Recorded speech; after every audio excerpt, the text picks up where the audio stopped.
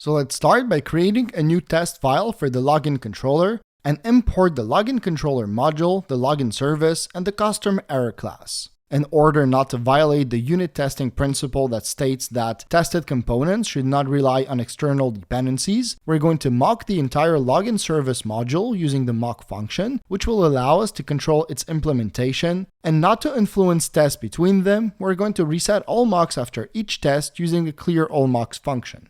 We're now going to create a few dummies and mocks that we'll use as arguments for initializing and invoking the login controller.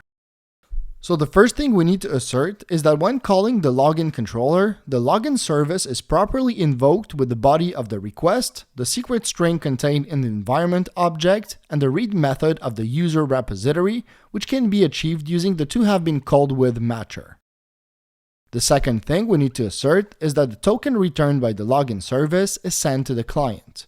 To do so, we're going to verify that the JSON method of the response object is invoked with that token and that the next function is not invoked, as no error is supposed to be thrown by the login service.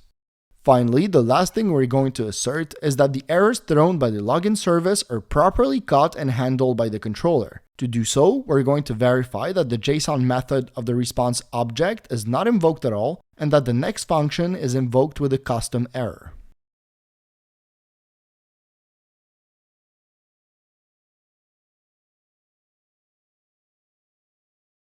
So let's start by creating a test file for the signup controller and import the signup controller module and the signup service. Just like we did for the login service, we're going to mock the signup service, clear all mocks right after each test, and create a few dummies and mocks that we'll use as arguments for initializing and invoking the signup controller. So the first thing we need to assert is that when calling the signup controller, the signup service is properly invoked with the body of the request and the create method of the user repository, which can be achieved using the toHaveBeenCalledWith matcher. The second thing we need to assert is that the proper status code is sent back to the client if no error is raised in the data access layer. To do so, we're going to verify that the sendStatus method of the response object is invoked with a value of 201 and that the next function is not invoked as no error is supposed to be thrown. Finally, the last thing we need to assert is that the errors thrown by the signup service are properly caught and handled by the controller.